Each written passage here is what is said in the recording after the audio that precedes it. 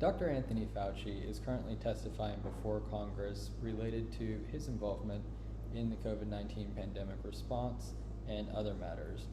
Something that has continued to come up throughout these hearings and that's really been in the news over the last few years is his finances, and there have been a lot of accusations that he has engaged in self-dealing and that he's enriched himself off of COVID.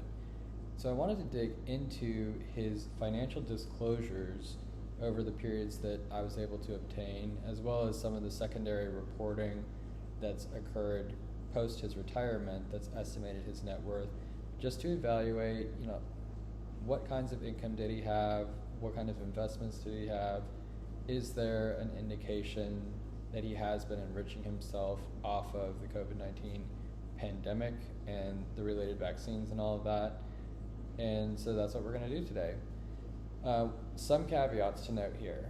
The 278E filings, which are the federal financial disclosures that he's required to file, are not published automatically by the government for either him or his wife, who are both federal employees who are required to fill out these forms. And they're actually very difficult to get a hold of. Many of the big news outlets and watchdog agencies had to sue via FOIA or some variation of a FOIA request and lawsuits to get the 2019 through 2021 disclosures. I was not able to find his final disclosure for 2022, which he would have been required to file because he was employed with the federal government through January of 2023. So I believe that there is a 2022 disclosure form out there somewhere, but I have not been able to find it. I found a couple of websites that appeared to include a PDF that maybe was the 2022 disclosure, but it could not be opened. So I don't know if there's an active effort out there to delete that from the internet or if it wasn't supposed to be released, but I was not able to find it. Perhaps through these congressional hearings will turn out the final financial disclosure, but for now we're going to operate off of the disclosures that are available, as well as some of the secondary reporting where pieces of information are disclosed, but those are obviously not going to be quite as solid.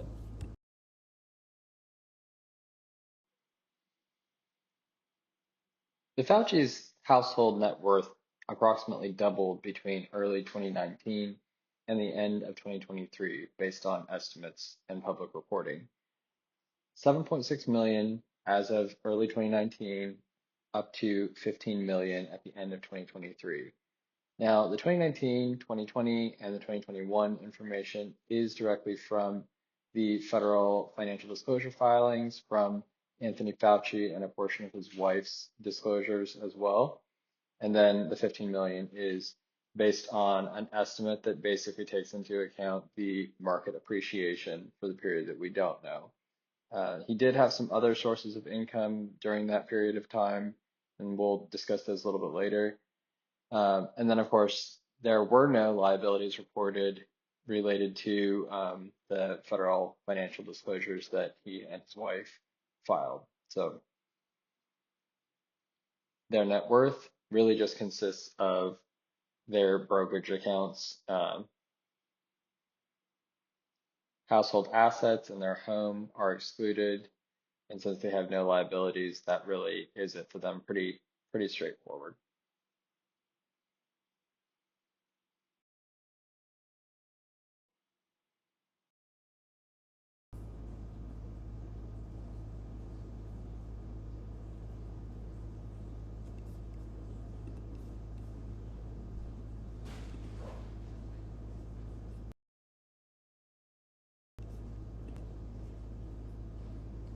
So what's the breakdown of the Fauci's net worth? It appears to be split into three separate accounts: a contributory IRA in the amount of approximately 700,000 at the end of 2021, a defined benefit plan, which is for all practical purposes the same thing as an IRA. It's just something that's offered under an employment agreement, and or an employment arrangement, I should say. That is approximately 2.6 million at the end of 2021, and then this revocable trust account 2014, which I'm assuming is their how they're going to leave their children their assets, and that was approximately $7 million at the end of 2021. In terms of the exact investments that they have in these accounts, it's nothing crazy. There are no individual stocks.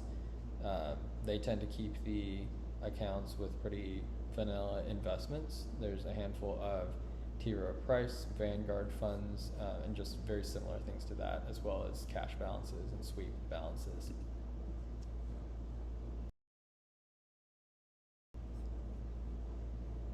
So since we had the 2020 and 2021 full account statements, we were able to kind of review the activity that occurred within the accounts, and there wasn't a ton. They moved some of the assets from the defined benefit plan into the revocable trust during 2021 at the end of the year. That was $246,000, not a big deal. And then they had some reallocation adjustments that they did, but they tend to keep the balance of their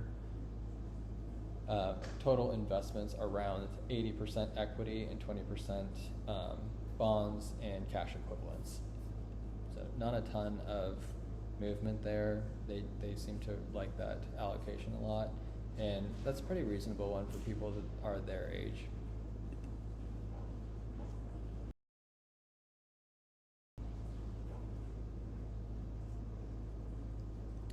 There are a smattering of random PDF pages within some of Anthony Fauci's disclosures that were produced during these FOIA requests that include Christine Grady, his wife's financial disclosures.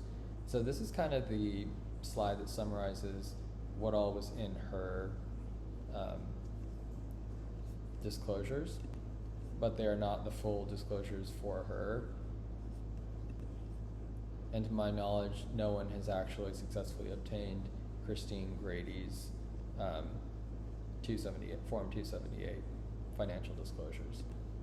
So you can see there's some sort of investment that she has, the Dreyfus Liquid Assets Class 1. It's in the range of $500,000 to $1 million. There's a Learning Quest 529 account for child 3. All their kids are way older than me. They're definitely out of college, so my assumption here is that they set this account up and it's the residual balance that their youngest child did not use. There's this small Jackson Fillmore restaurant partnership. It doesn't look like it produces much, $1,000 to $15,000 in income. And then I don't know why this is listed under other holdings, but the McGraw-Hill royalties are an income stream, but it appears to be listed in her disclosures as a holding as opposed to an income.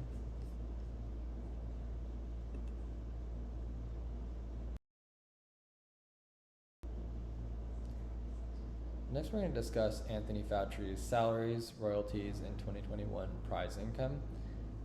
Now, the first thing to note is Anthony Fauci is actually the highest paid, or he was at the time of his retirement, the highest paid employee in the federal government, even higher than the president.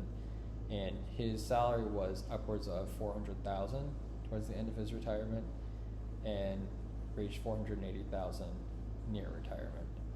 So very well compensated guy. He also has this side hustle where he is an editor at McGraw-Hill. He does stuff with medical textbooks. It seems to be an ongoing relationship that he's had with McGraw-Hill since the 80s.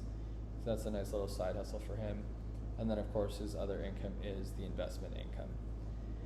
Now during 2021, he got a bunch of one-time prizes. And these are the prizes that are something that has come up in the congressional hearings, basically saying that he used the pandemic to personally enrich himself. Now, these are the three main prizes that I was able to find: the $901,000 from the Dan David Prize for Public Health, $5,305 from Philip Abelson, and $12,500 from Elliot Richardson Prize. Now, the reason that I don't really think, like, obviously he did get these prizes because of his work with COVID, But this is pennies. Like, for the amount of money that went into vaccine creations and marketing, all of that stuff, this is pennies. The drug companies made much more than he did. And for someone who's already making basically $500,000 a year, plus probably his wife is making 200,000 or so, so they're already pulling in probably somewhere in the range of 700,000 to $1 million a year with their side incomes. So $1 million in one-time prizes is probably not going to be that big of a bump for them. I do think that if he wanted to cash in on the pandemic, probably he would have tried to get a lot more money than this, because $1 million just really is not that much for him and his family, and it's also not that much overall when you consider the billions, maybe even, I would say probably a couple $1 trillion that was spent on pandemic-related items, whether it's through health initiatives or pandemic-related assistance to businesses. I think we were sitting at a couple $1 trillion the last I had checked between all the years. So this is nothing. The fact that it's a discussion point in these congressional hearings is a little bit, I don't think this is that big of a deal. Maybe you can get him for something else, but this is a pretty small amount of money when we're talking about the dollar values that the pandemic caused in damage.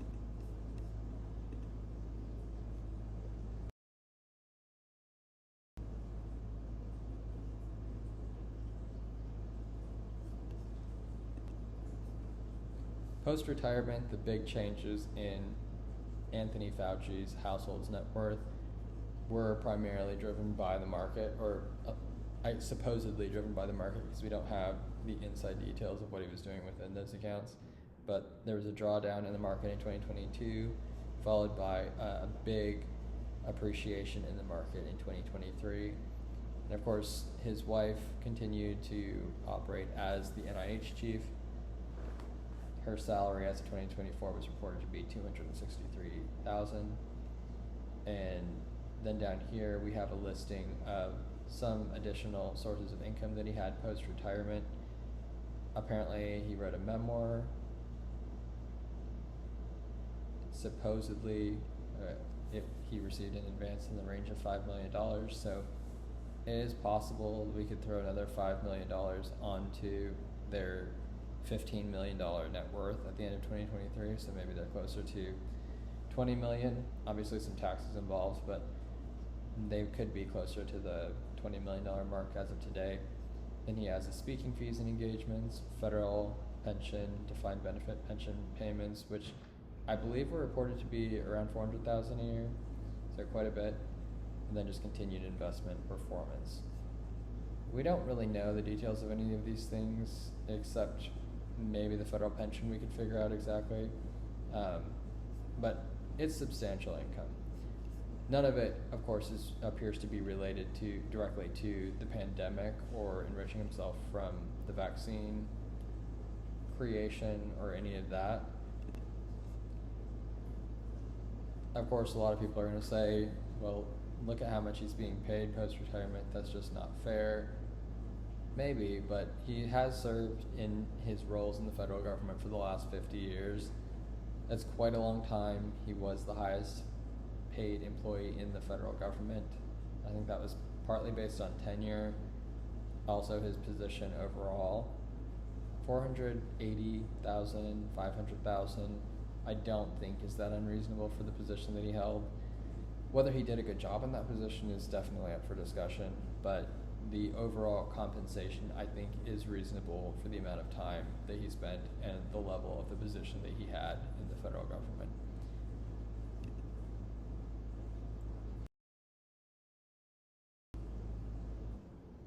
So how did the Faucis increase their net worth? They actually, I would have thought they would have a lot more money by the end of his tenure at NIH, because if they're pulling in $700,000 a year and their net worth as of 2023 was only about $15 million, that isn't that much. That's 5 decades of investing that probably he didn't do a ton of investing early on, but almost 5 decades got them to 7.6 million, and then they managed to basically double their net worth from 2019 to 2023 based on the market, not related to pandemic related income. So he had 5 decades of this high salary, which I'm sure was less 5 decades ago, that he probably, it doesn't appear that he invested much earlier in his career, because if he had, their net worth would be substantially higher. So maybe at some point over the last 2 or 3 decades, he got serious with his retirement accounts. But yeah, they just didn't contribute a ton, it appears, to retirement consistently over time. So they managed to get their balances up to 7.6 million. The market took it from there in 2019 through 2021. Of course, they got some of the one-time payments related to his COVID prizes that he got. The market pulled down in 2022, and then the rebound in the speaking fees in 2023. The reporting says 15 million. I think with the market rebound plus the 5 million in the book deal, it could be closer to 20 million, but we'll just say 15 million to be conservative, somewhere between 15 and 20 million.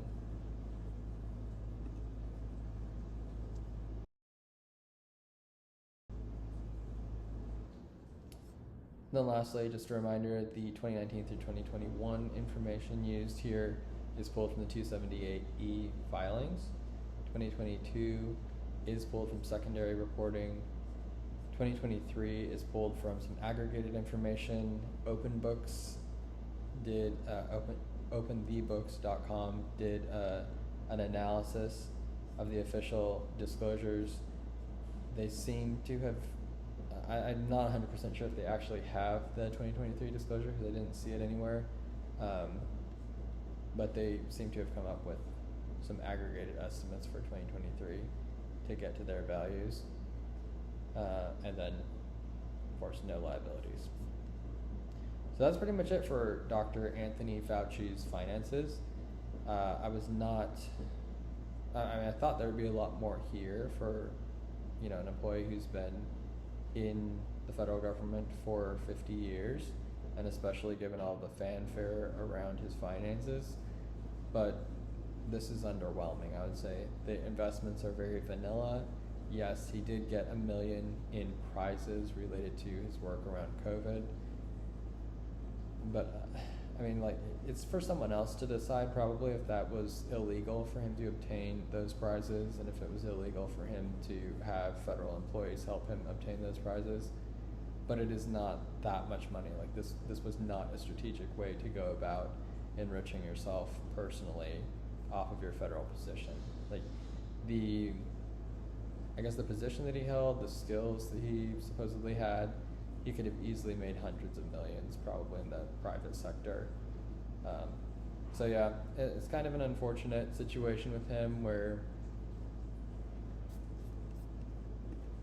perhaps he did some questionable things. Profit does not seem to be his primary motive for whatever it is that he is wanting to do. So I will say that. But anyway, that is the facts of his finances. I've searched, and I believe to the best of my knowledge, everything here is accurate.